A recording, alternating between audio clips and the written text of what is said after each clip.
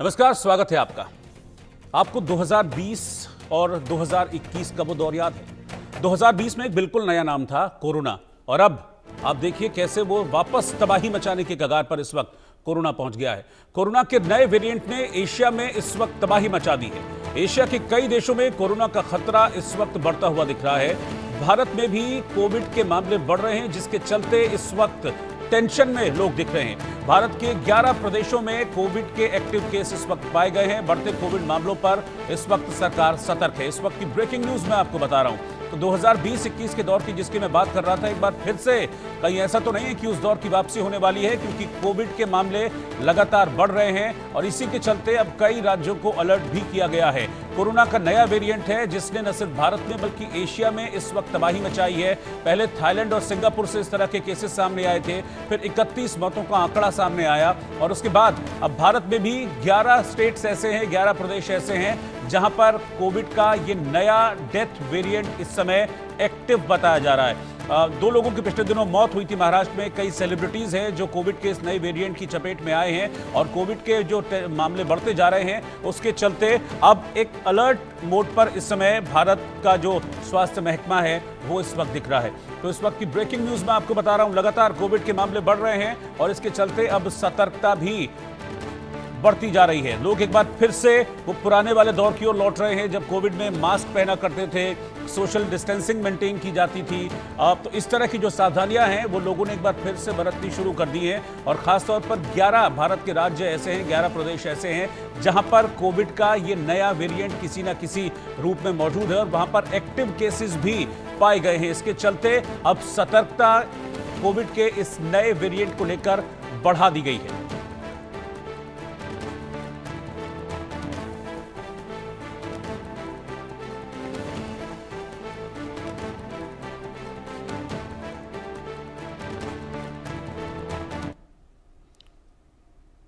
अब जो कोविड का नया वेरिएंट है जिसको डेथ वेरिएंट कहा जा रहा है, इसका नाम JN1 है। अब ये JN1 क्या है और किस तरीके से ये खतरनाक है इंसानी जिंदगी के लिए, इसको आपको समझना होगा।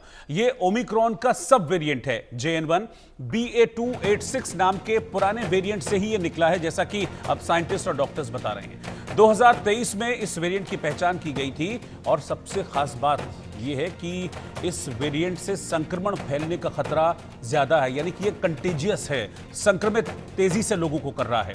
वैक्सीन की इम्यूनिटी भेदने में सक्षम है, यानी कि जिन लोगों ने वैक्सीन ली है उनकी इम्यूनिटी को भी ये भेद सकता है। वेरिएंट ऑफ इंटरेस्ट के रूप में इसे चिन्हित किया गया है, यानी कि ये एक तरीके से चिंता करने वाली बात है कि ये जो कोविड का नया वेरिएंट है JN1, ये अपने पैर तेजी से पसारता जा रहा है। हालांकि जैसा कि अभी डिटेलिंग में मैंने आपको बताया कि 2023 में इसकी पहचान कर ली गई थी और खास बात सबसे बड़ी ये है कि जिन लोगों को वैक्सीन लगी हुई है कोविड की, ये वैक्सीन का जो एक तरीके से सुरक्षा कवच है उस सुरक्षा कवच को भी भेदने में सक्षम है, यानी कि जो लोग वैक्सीनेटेड हैं उन्हें भी ये इन्फेक्ट कर सकता है। और खास बात यह है कि जो इसकी संक्रमण की रफ्तार है, संक्रमण का दायरा है वो ज्यादा है, यानी कि ये कंटेजियस है और फैल सकता है, तेजी से संक्रमित हो सकता है। ये तमाम इसके ऐसे स्ट्रॉन्ग पॉइंट्स हैं जिसके चलते इस वक्त टेंशन में जो हमारी हेल्थ अथॉरिटीज़ हैं वो भी इस वक्त टेंशन में है। और इस वक्त 11 हमारे देश के ऐसे स्टेट्स हैं जहां पर इसके एक्टिव केसेस पाए गए हैं। अब इसके लक्षण जानना आपके लिए बहुत ज़रूरी है। कैसे पहचान इसकी की जाए ये मैं आपको बता रहा हूँ। JN1 के लक्षण ये हैं कि सूखी खांसी, यानी कि जैसा पुराने वाले कोविड में होता था, बुखार, ये भी पुराने वाले कोविड के लक्षण हैं। गले में खराश होगी, आप थका थका खुद को महसूस करेंगे, यानी कि एक नॉर्मल थकान होती है लेकिन एक नॉर्मल से ज़्यादा जो थकान अगर होती है डेली रूटीन में, अगर आपको नॉर्मल से ज़्यादा थकान हो रही है तो दैट मीन्स कि इसको चेक कराने की ज़रूरत है।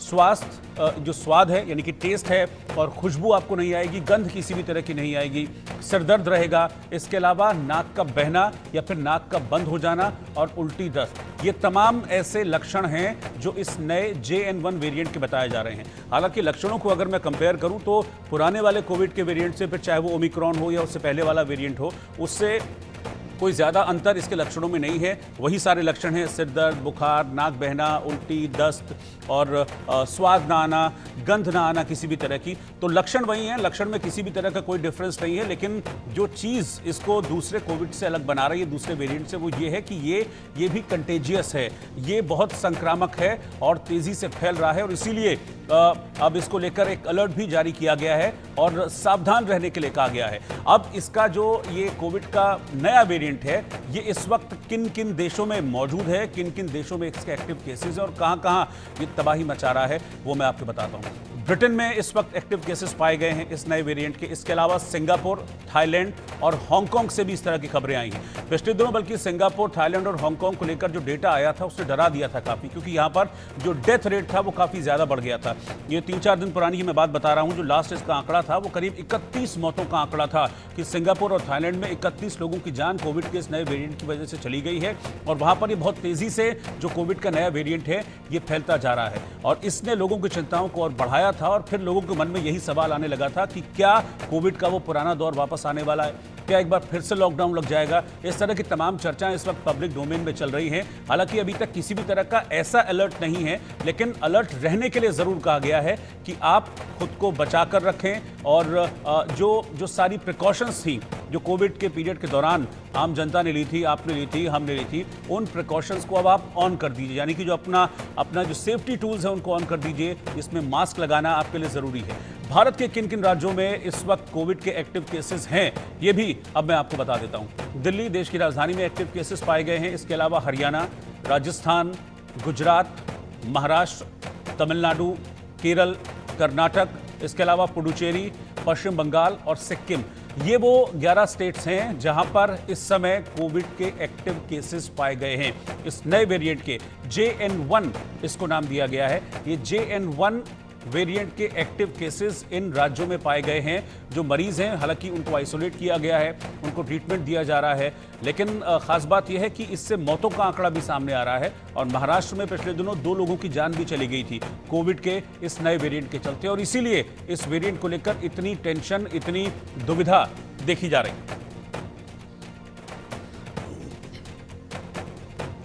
तो कोविड का यह नया वेरिएंट है जिसने आप समझिए कि देश में एक बार फिर से नई चिंता लोगों के दिलों में ला दी है कि कहीं ऐसा तो नहीं है कि 2020 और 21 का वो दौर था वो वापस आ जाएगा। इस बात को लेकर लोगों के मन में कई तरह के सवाल भी खड़े हो रहे हैं कि आखिरकार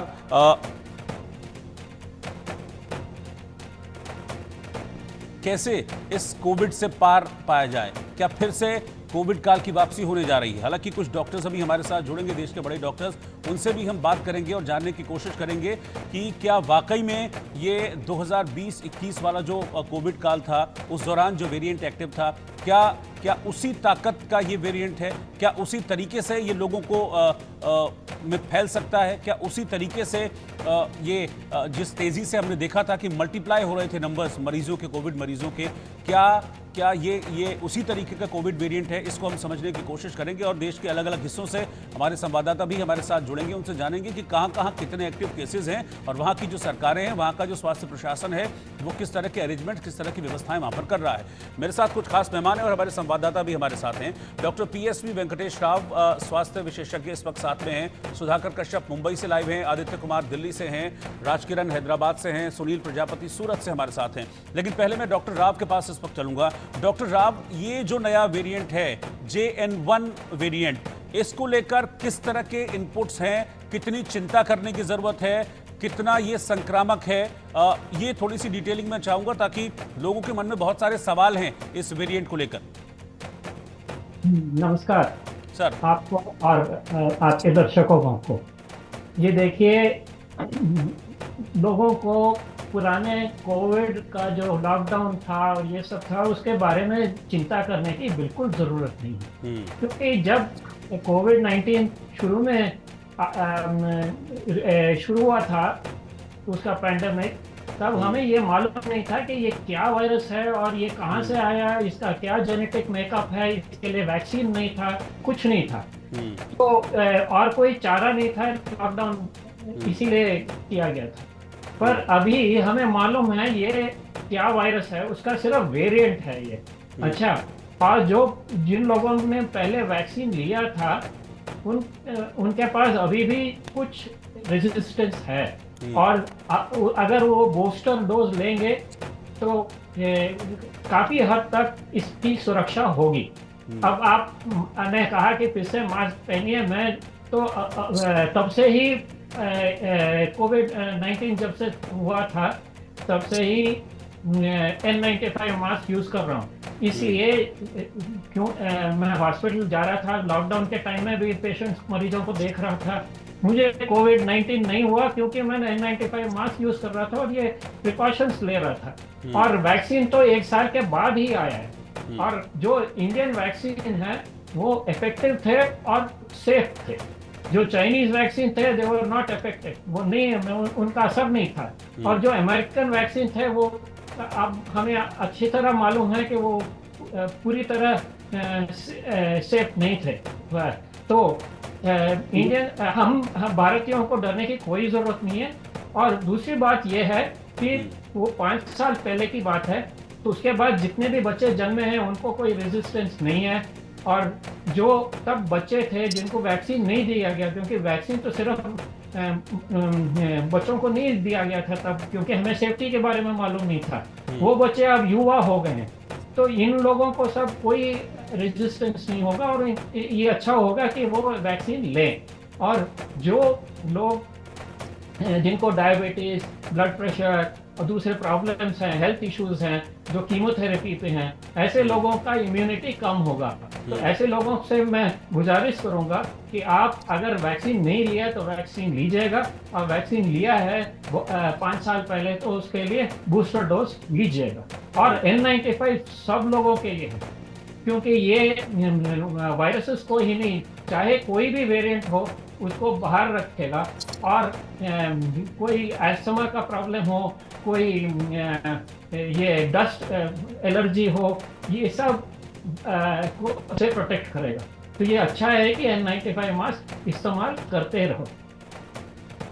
ठीक है। हाँ। जी, मैं आपके पास लौटता हूं सर। मेरे साथ हमारे कुछ संवाददाता भी हैं देश के अलग अलग हिस्सों से, उनसे भी मैं एक एक रिपोर्ट लेता हूं। दिल्ली से आदित्य हैं, मुंबई से सुधाकर, सुनील इस वक्त सूरत से हैं और राजकिरण हैदराबाद से हैं। सुधाकर, मैं आपके पास आ रहा हूं क्योंकि महाराष्ट्र में कुछ डेथ्स भी हुई हैं। मेरे ख्याल से 2 लोगों की जान महाराष्ट्र में गई है। वहाँ किस तरीके का अलर्ट है महाराष्ट्र में कोविड के इस नए वेरिएंट को लेकर? महाराष्ट्र में 2 ने 3 लोगों की मौत हुई है और महाराष्ट्र की जो कोविड की जो संख्या जो है वो कुछ हद तक बढ़ रही है। अभी तक कुछ दिनों में 226 लोग को कोविड पॉजिटिव आए थे और ये महाराष्ट्र के अलग अलग हिस्सों में पाए गए थे। सबसे ज्यादा कोविड पॉजिटिव आ रहा है मुंबई में आ रहा है। मुंबई में की संख्या जो है मतलब अभी जो संख्या जो 226 थी वो अभी कम हो गई है, अभी 60 के आसपास आ गई है। और मुंबई में इसमें से 35 जो ये पेशेंट है वो मुंबई के हैं, बाकी फिर पुणे, कोल्हापुर, सांगली, नागपुर ये जगह के सब पेशेंट है। मतलब महाराष्ट्र के हर डिस्ट्रिक्ट में कोविड का पेशेंट पाया जा रहा है और उसके ऊपर ट्रीटमेंट भी हो रही है। ट्रीटमेंट के बारे में महाराष्ट्र सरकार ने एक SOP जारी की है और जिस तरह से पहले कोविड का जो प्रोजेक्ट था उसी हिसाब से अभी इसकी तैयारी शुरू हुई। लेकिन ये वायरस जो ये इतना तीव्र नहीं है, इसके लिए जो भी है महाराष्ट्र सरकार पूरा जायजा लेके सब काम कर रही है और महाराष्ट्र की यंत्रणा जो है वो इस्टेब्लिश हो गई है कि पेशेंट ना बढ़े। और ये मुंबई में सबसे ज्यादा है, मैंने जैसे बताया कि मुंबई में ज्यादा है, तो मुंबई में ज्यादा अलर्ट है। ठीक है, मैं दिल्ली चलता हूँ। आदित्य दिल्ली से इस वक्त मेरे साथ है। आदित्य, दिल्ली से क्या रिपोर्ट है?